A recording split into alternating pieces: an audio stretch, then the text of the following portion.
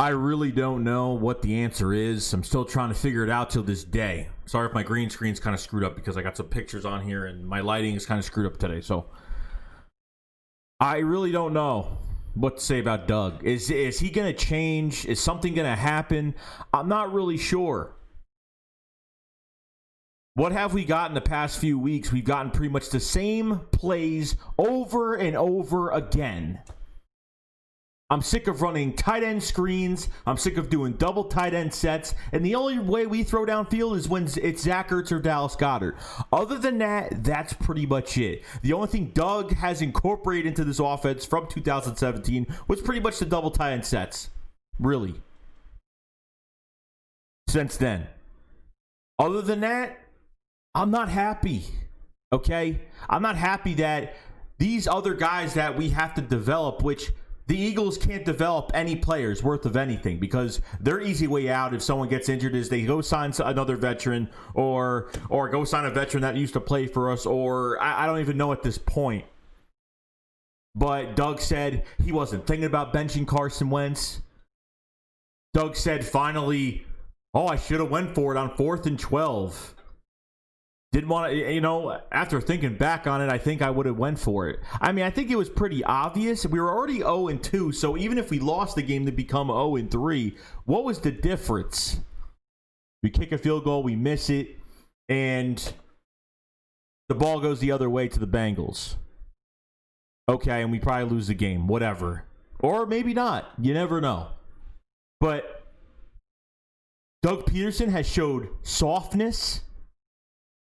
He has shown that he has no faith in his kicker, no faith in his defense. If you miss whatever, if your defense has to go back on the field, it is what it is. Doug is making Carson look bad, and Carson is making himself look bad. Okay, Carson's a whole different situation. But Doug Pederson cannot call the plays anymore. I want a new offensive coordinator. I never said Doug. Doug didn't lose the locker room. I don't think so. But Doug is a player's coach. I think the players do like him. I'm not worried about him not being a player's coach or anything like that. It comes down to he can't do his job. Okay? He can't do his job. I don't know if he's handicapping Carson Wentz. Whatever the plan is, he's got no plan. Double tight end sets, throwing it a screen to Zach Ertz. I mean, it's half backwards. It's half backwards. Doug said he wasn't even thinking about benching Carson Wentz. Doug said he should have went for it on 4th. Doug said he doesn't want to give up play calling, period. Doug doesn't even want to give up play calling. And look, the arrogance.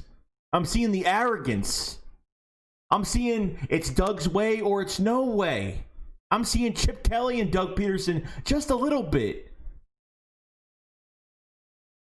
It's not looking great. This whole team is just a mess. And then on top of everything else we got to deal with every single week since 2017, this is another thing we have to deal with. What the hell, Doug? What the hell? With this long list of injuries, it's a joke. Here, I'll move out of the way. It's a joke. It's a total joke. What the hell? Jamon Brown just signed with the team a week or two ago. I mean, it's an illness, but still, come on now. I know this isn't the only one, but, there's some guys out with illnesses and whatever. Maybe it says a rest day, but still, it's just it's just ridiculous. J.J. Arcega-Whiteside with a calf injury. I'm tired of him, too. I mean, he's got to go. I'm tired. Not even a reception. Doug is not implementing him in this offense, or he just can't get open, period. I think he was in the Bengals game 28 times, I think. I don't know. Not even a reception. It's ridiculous. It's just getting to that point now. It's just okay. I'm not even worried about the defense so much, but it all connects. through the whole team. What the hell? We hired a medical examiner from the Vikings, a medical examiner from the Rams that were the top 2 teams last year that were the most healthiest. So we took 2 medical guys from those 2 teams. And it just still isn't working. Still not working. What is going on, Doug? What is the problem? If Carson Wentz plays this way, don't be defending your quarterback anymore. Like, it is what it is. Like, the writing's on the wall now. It's beginning to develop into a bench or something. I understand that, benching a starting quarterback is not a great idea because everyone's afraid that Carson's confidence is going to go down and Carson's going to think different. Well, how much more different can he feel right now if he gets benched? Like, he's already just damaged goods right now. I mean, pretty much. I just don't... I have no answer. I have the answer, but Doug's not going to do it. Doug has too much pride.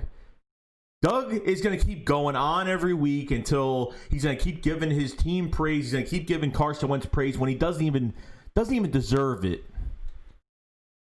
Okay? It's a run to the middle. It's a screen pass. And you don't have a number 1 receiver on this team. You don't. You're not treating anybody like that. Like, what's the sense of Deshaun Jackson playing? Even though he has a hamstring injury right now, what is the point of having Deshaun Jackson play if you're just being cautious with him? If he gets hurt, he gets hurt, and that's it. Let the guy play to his full advantage. Don't be handicapping Deshaun Jackson on the field.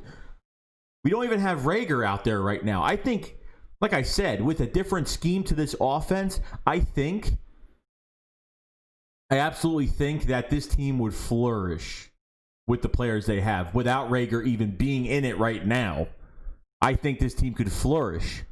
It makes a huge difference to have a new blood OC in your room calling the plays and knowing how to use players.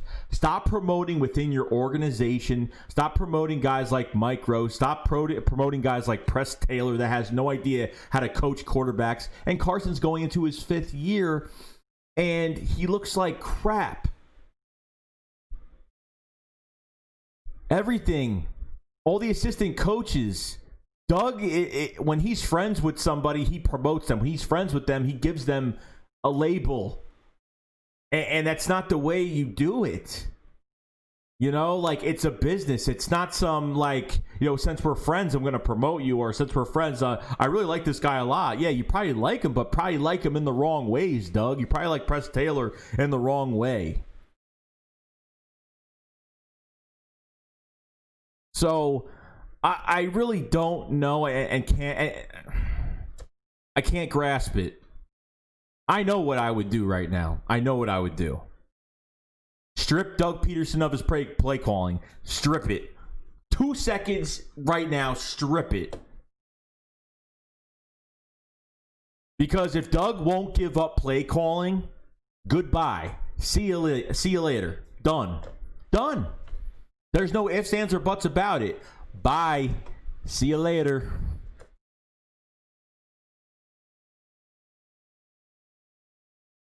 The injuries, the play calling, still having trust in your quarterback after 3 weeks, after literally giving away, 2 picks a game. You got the 49ers this Sunday night. This could be the last straw, period, for both Doug Pederson and Carson Wentz. Jeffrey Lurie, take control of your damn team. Do not let this happen again. Do not let this happen again.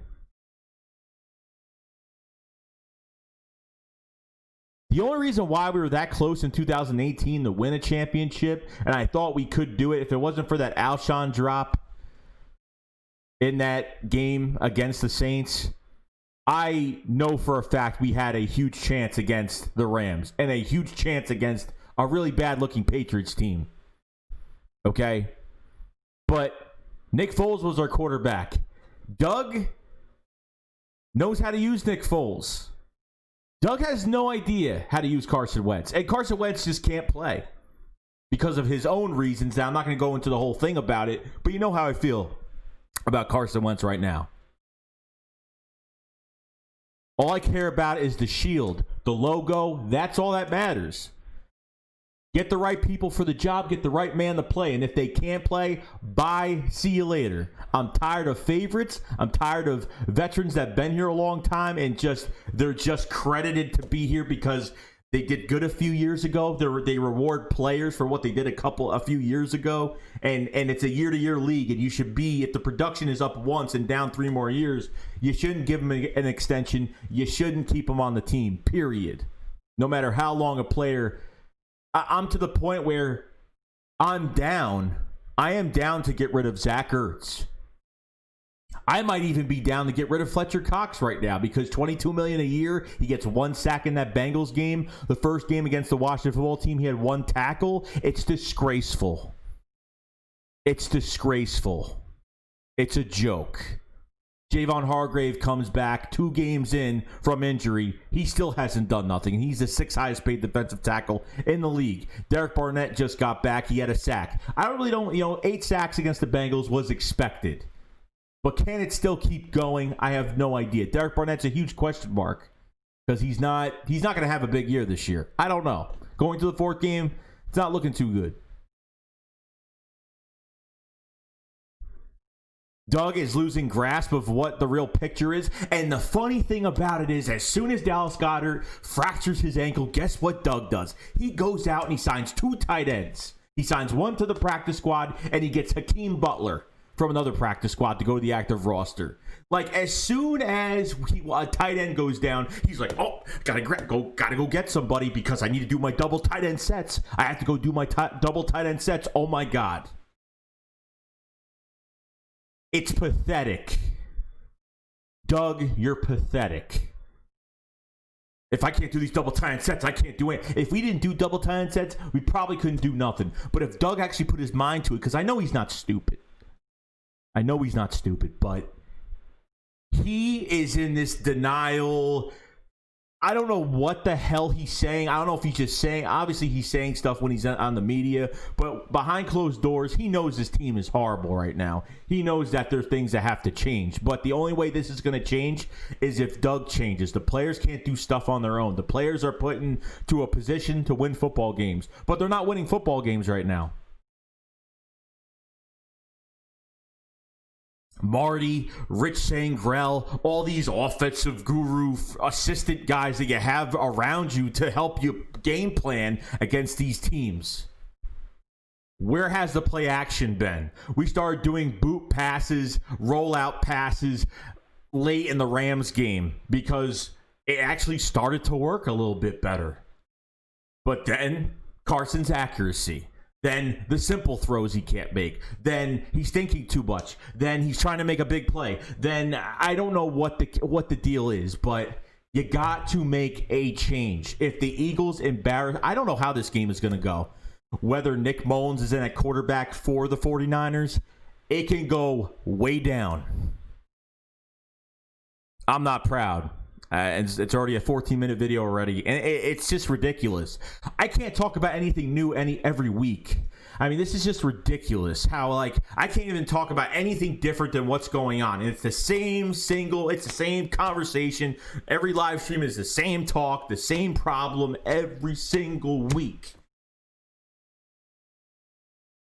What the hell? Jeffrey Lurie, somebody take advantage of this situation and put your foot down and do something about it, because I'm done with this guy. I'm done. Because this Sunday he's going to do the same thing. Or maybe he'll have a change of heart and he'll play a fantastic game. I have no idea. I have no faith in our head coach. I have no faith in our quarterback. And I have no faith in our GM that thinks he knows how to build a roster and goes the complete opposite. And he tries to be the smart guy in the room, but he looks like the dumbest guy in the room right now. Quote unquote from Howie Roseman, we're building teams to play in January. Right. Where is this team that's going to be playing in January? I don't see it. I don't see it. They can't develop players. They can't coach.